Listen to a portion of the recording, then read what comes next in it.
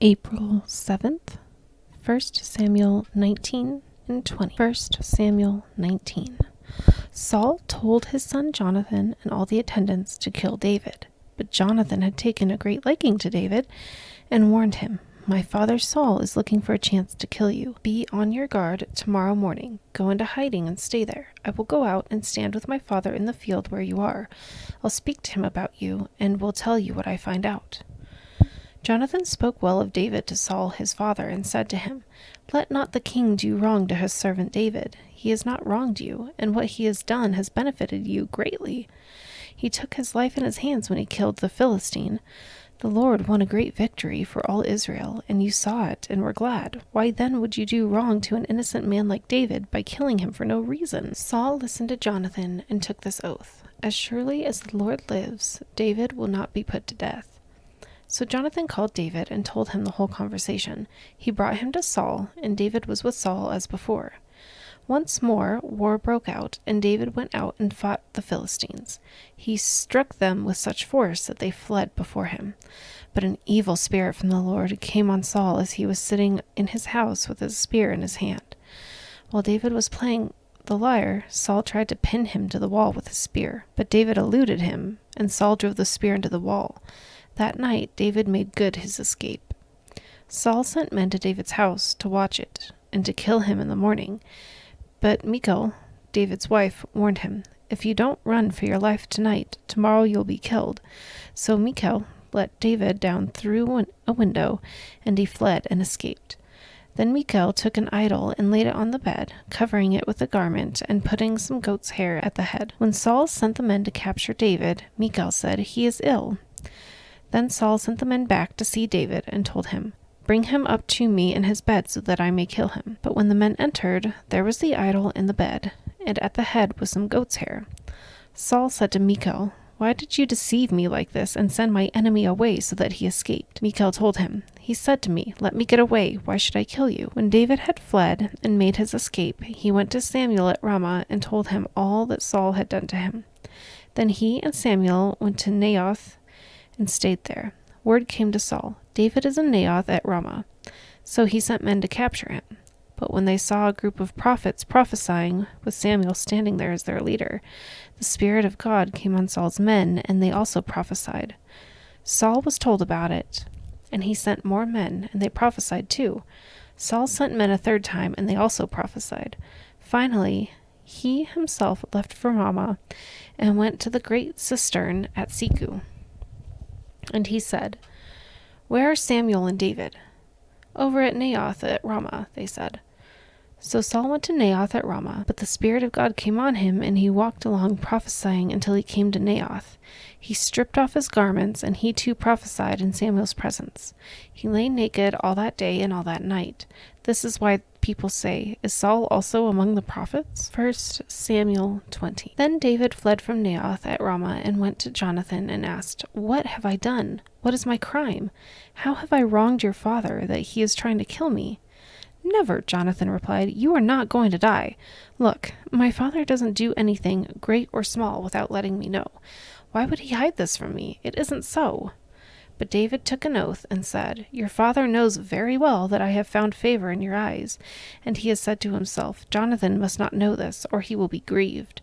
Yet, as surely as the Lord lives, and as you live, there is only a step between me and death."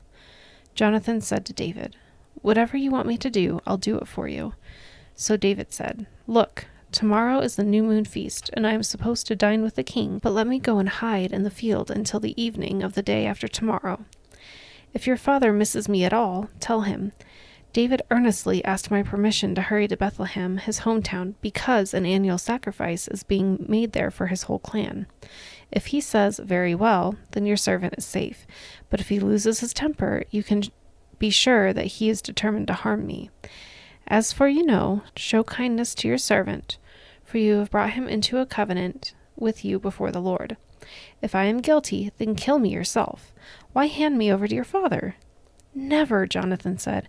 "If I had the least inkling that my father was determined to harm you, wouldn't I tell you?" David asked, "Who will tell me if your father answers you harshly?" "Come," Jonathan said, "let's go out into the field." So they went there together. Then Jonathan said to David, I swear by the Lord, the God of Israel, that I will surely sound out my father by this time the day after tomorrow. If he is favorably disposed to you, will I not send you word and let you know? But if my father intends to harm you, may the Lord deal with Jonathan, be it ever so severely, if I do not let you know and send you away in peace. May the Lord be with you as he has been with my father, but show me unfailing kindness like the Lord's kindness as long as I live, so that I may not be killed, and do not ever cut off your kindness from my family, not even when the Lord has cut off every one of David's enemies from the face of the earth. So Jonathan made a covenant with the house of David, saying, May the Lord call David's enemies to account. And Jonathan had David reaffirm his oath out of love for him, because he loved him as he loved himself. Then Jonathan said to David, Tomorrow is the new moon feast. You will be missed because your seat will be empty. The day after tomorrow, toward evening, go to the place where you hid when this trouble began, and wait by the stone of Ezel. I will shoot 3 arrows to the side of it, as though I were shooting a target. Then I will send a boy and say, Go find the arrows. If I say to him, Look, the arrows are on this side of you, bring them here, then come, because as surely as the Lord lives, you are safe. There is no danger. But if I say to the boy, Look, the arrows are beyond you, then you must go, because the Lord has sent you away. And about the matter you and I discussed, remember, the Lord is witness between you and me forever. So David hid in the field, and when the new moon feast came, the king sat down to eat. He sat in his customary place by the wall opposite Jonathan, and Abner sat next to Saul, but David's place was empty.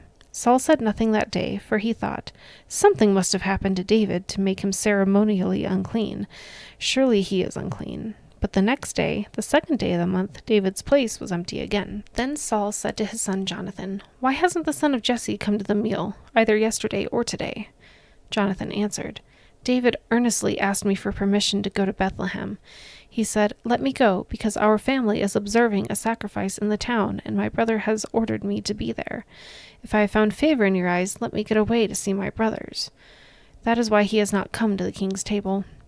Saul's anger flared up at Jonathan, and he said to him, You son of a perverse and rebellious woman, don't I know that you have sided with the son of Jesse to your own shame and to the shame of the mother who bore you?